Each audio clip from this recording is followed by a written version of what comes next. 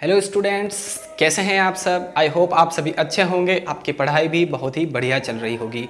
Previous video में हमने biomolecule का एक इम्पॉर्टेंट टॉपिक करा था, reducing and non reducing sugars, है ना। हमने वहाँ पर ट्रिक भी देखी थी कि हम किस तरह से आइडेंटिफाई कर सकते हैं कि कौन सी शुगर रिड्यूसिंग है, कौन सी नॉन रिड्यूसिंग है।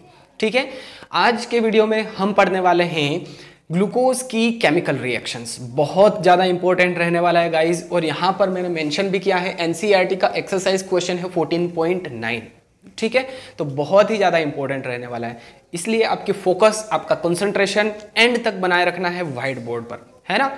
इधर उधर नहीं देखना है। अगर आप कोई भी काम कर रहे हैं तो फोकस से करना है। आप अगर पढ़ाई कर रहे हैं तो फोकस से कीजिए, है ना। कोई भी काम करें फोकस जरूरी है। ठीक है, तो आज हम पढ़ने वाले हैं केमिकल रिएक्शंस ऑफ ग्लूकोज, है ना। ग्लूकोज की केमिकल रिएक्शंस पढ़ेंगे। एक्सरसाइज क्वेश्चन 14.9 वाला ये क्वेश्चन है आपकी एनसीईआरटी में। ठीक है, तो फर्स्ट जो रिएक्शन हम करवाएंगे वो HI के साथ में हम करवाने वाले हैं ग्लूकोज की। ठीक है, चलिए अब सबसे पहले रिएक्शन करवाते हैं, तो उसके लिए फॉर्मूला हमको याद होना चाहिए। तो ग्लूकोज का फॉर्मूला क्या होता है मैं आपको बता देता हूं। ग्लूकोज का फॉर्मूला होता है C6H12O6।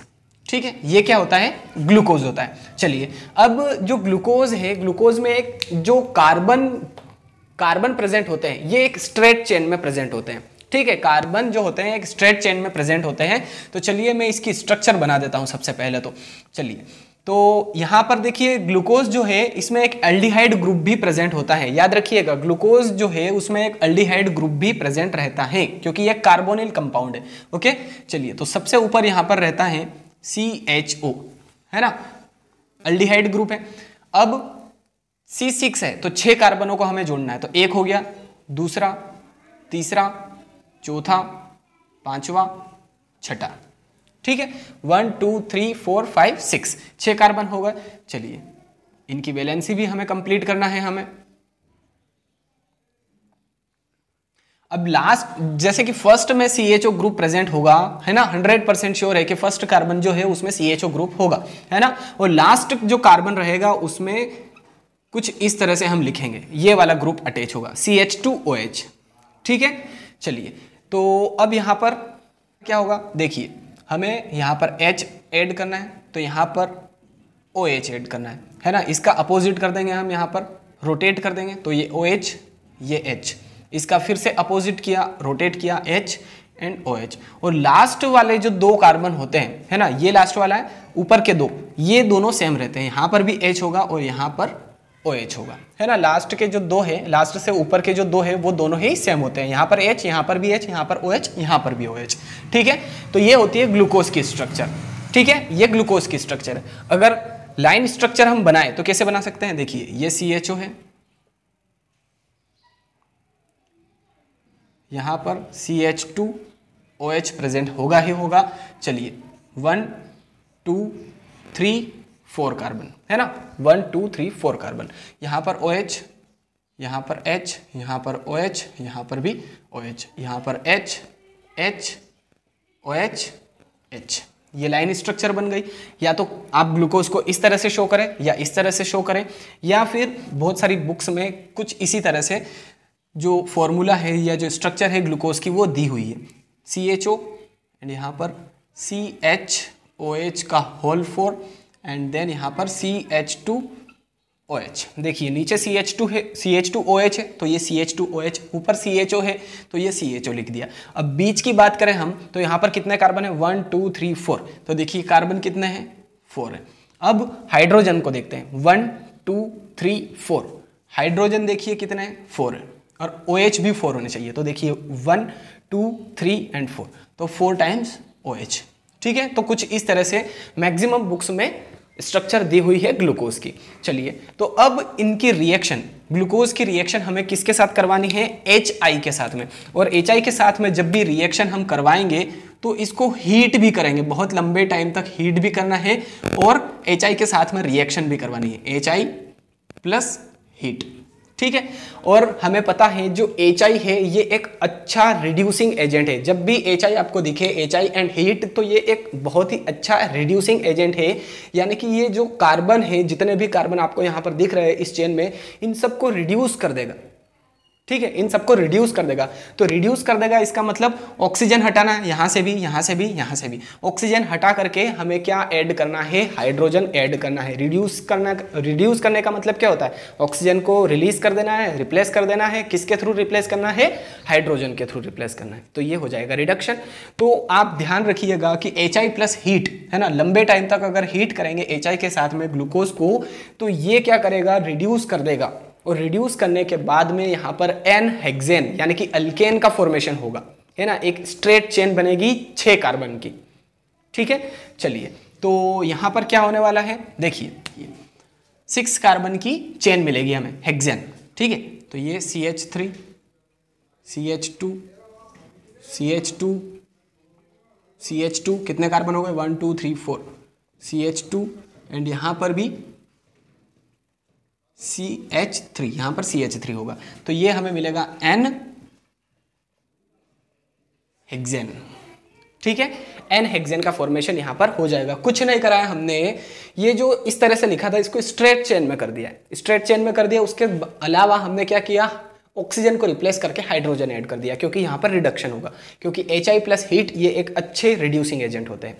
ठीक है, तो इस तरह से N हेक्सेन का फॉर्मेशन होता है, यानी कि अल्केन का फॉर्मेशन होता है जब भी ग्लूकोज को HI के साथ में हम हीट करवाते हैं लंबे टाइम तक, तो यहां पर N हेक्सेन का फॉर्मेशन होता है। आपकी NCERT का 14.9 क्वेश्चन जो है उसमें यही लिखा है कि जब डी ग्लूकोज, ये क्या है, डी ग्लूकोज है ना, ये किसकी स्ट्रक्चर है, डी ग्लूकोज की। तो जब डी ग्लूकोज को HI के साथ में, HNO3 के साथ में एंड एक और है ब्रोमीन वाटर के साथ में, तो इनके साथ में रिएक्ट करवाते हैं तो क्या बनता है, क्या प्रोडक्ट हमें मिलता है, तो उसकी रिएक्शन हमें लिखनी है ना। तो ये आंसर हो गया फर्स्ट क्वेश्चन का कि जब ग्लूकोज को HI के साथ में रिएक्शन करवाते हैं तो HI प्लस हीट एक अच्छा रिड्यूसिंग एजेंट है। यहाँ पर ऑक्सीजन गायब हो जाएंगे और हाइड्रोजन आकर के अटैच हो जाएंगे, तो N हेक्सेन का फॉर्मेशन हो जाएगा, एक स्ट्रेट चेन वाला अल्केन हमें मिलेगा। क्लियर है फर्स्ट। अब सेकेंड है, ग्लूकोज की रिएक्शन हमें करवानी है, ग्लूकोज की रिएक्शन हमें करवानी है किसके साथ में, ब्रोमीन वाटर के साथ में। ठीक है, ब्रोमीन वाटर के साथ में ग्लूकोज की रिएक्शन करवानी है। चलिए करवा देते हैं। देखिए, हम चाहे तो ये फॉर्मूला भी ले सकते हैं, ये भी ले सकते हैं, ये भी ले सकते हैं, बट आपकी NCERT में ये है तो ये ले सकते हैं, कोई प्रॉब्लम नहीं है। आप ये भी ले सकते हैं, ये भी ले सकते हैं। ठीक है, चलिए तो ये वाला फॉर्मूला हम यूज़ कर लेते हैं, ये वाली स्ट्रक्चर CHO CHOH का होल 4 एंड देन यहाँ पर CH2OH। ओके, चलिए अब इसकी रिएक्शन किसके साथ में करवानी है, ब्रोमीन वाटर के साथ में। चलिए Br एंड H2 है ना, ब्रोमीन वाटर है। चलिए अब यहां पर क्या होगा, देखिए Br जो है मैं यहां पर लिख देता हूं, Br क्या है, Br एक माइल्ड ऑक्सीडाइजिंग एजेंट है, माइल्ड ऑक्सीडाइजिंग एजेंट है ना। ब्रोमीन वाटर क्या है, Br ब्रोमीन एक माइल्ड ऑक्सीडाइजिंग एजेंट है। तो यहां पर ये Br जो CHO है उसको किस में कन्वर्ट कर देगा, कार्बोक्सिलिक एसिड में कन्वर्ट कर देगा, COOH में कन्वर्ट कर देगा। ठीक है, क्यों, क्योंकि ब्रोमीन एक माइल्ड ऑक्सीडाइजिंग एजेंट है। तो यहां पर क्या होगा, देखिए ये जो CHO ग्रुप आपको दिख रहा है, जो अल्डिहाइड ग्रुप है, इसको किस में कन्वर्ट कर देगा, कार्बोक्सिलिक एसिड वाले ग्रुप में। ठीक है, तो यहां पर क्या हो जाएगा, COOH है ना, यहां पर बाकी सेम रहेगा, CHOH का होल 4 एंड देन यहां पर CH2OH। और ये किसका फॉर्मेशन हो गया, ये जो प्रोडक्ट हमें मिला है ये है ग्लूकोनिक एसिड। क्या है, ग्लूकोनिक एसिड है ना। देखिए इक एसिड सफिक्स लग गया है, कार्बोक्सिलिक एसिड का सफिक्स क्या होता है, इक एसिड, अगर नॉर्मल हम बात करें जनरल तो। ठीक है, तो ये क्या है, हमारा डी ग्लूकोज है। डी ग्लूकोज की रिएक्शन जब हम ब्रोमीन वाटर के साथ में करवाते हैं तो ब्रोमीन एक माइल्ड ऑक्सीडाइजिंग एजेंट है, और माइल्ड ऑक्सीडाइजिंग एजेंट है तो ये जो अल्डिहाइड ग्रुप है इसको कार्बोक्सिलिक एसिड में कन्वर्ट कर देगा और ग्लूकोनिक एसिड का फॉर्मेशन हो जाएगा। कुछ नहीं करना है, CHO को COOH लिख देना है, बाकी एज इट इज हमने लिखा है, कुछ भी नहीं किया है। बट आपको ये पता होना चाहिए कि ब्रोमीन वाटर जो है ये एक माइल्ड ऑक्सीडाइजिंग एजेंट है, ये कीटोन को ऑक्सीडाइज नहीं करेगा। एक बात आप ध्यान रखिएगा, कॉपी में नोट डाउन कीजिए कि ये जो ब्रोमीन वाटर है माइल्ड ऑक्सीडाइजिंग एजेंट है और ये सिर्फ CHO को COOH में कन्वर्ट करेगा। है ना, ना कि कीटोन को कन्वर्ट करेगा। ये ऑक्सीडाइज नहीं करता है कीटोन को, सिर्फ और सिर्फ अल्डिहाइड को ऑक्सीडाइज करता है। ठीक है, तो सेकंड जो रिएक्शन है वो आपके सामने यहाँ पर ये है ना। दोनों ही रिएक्शंस आई थिंक आपको अच्छे से क्लियर हो चुकी है ना। और ये इसकी जो स्ट्रक्चर है ग्लूकोज की, ये हम कैसे बनाते हैं ये भी आपको क्लियर है। स्क्रीनशॉट ले लीजिए। इसके बाद हम करेंगे HNO3 के साथ में रिएक्शन। ओके, चलिए गाइस, थर्ड रिएक्शन हम जल्दी से देख लेते हैं। थर्ड रिएक्शन ग्लूकोज की हमें किसके साथ में करवानी है? HNO3 यानी कि नाइट्रिक एसिड के साथ में, है ना। और यहाँ पर ऑक्सीडेशन हमें करवाना है। तो चलिए, ये है डी ग्लूकोज की स्ट्रक्चर। अब यहाँ पर हम ऑक्सीडेशन करवा देते हैं, और किसकी प्रेजेंस में, किसके साथ में ये ऑक्सीडेशन होगा? HNO3 के साथ में। ठीक है, और यहाँ पर क्या होगा? ऑक्सीडेशन। मैं यहाँ पर लिख देता हूँ, HNO3 के साथ में जब भी रिएक्शन करवाते हैं तो ऑक्सीडेशन होता है ग्लूकोज का। ठीक है, तो यहाँ पर क्या बनेगा? यहाँ पर फॉर्म होगा डाई कार्बोक्सिलिक एसिड, जिसे हम सैकेरिक एसिड भी कहते हैं। तो कुछ नहीं करना है, ये जो CHO है इसको हम कन्वर्ट कर देंगे COOH में। यहाँ पर ये CHOH का होल 4 जो है ये एज इट इज रहेगा, और यहाँ पर भी COOH बन जाएगा। और इस तरह से ये हमारा मेन प्रोडक्ट बन जाएगा डाई कार्बोक्सिलिक एसिड, जिसे हम सैकेरिक एसिड भी कहते हैं। सैकेरिक एसिड या डाई कार्बोक्सिलिक एसिड भी इसे हम कहते हैं, है ना। सैकेरिक एसिड या डाई कार्बोक्सिलिक एसिड।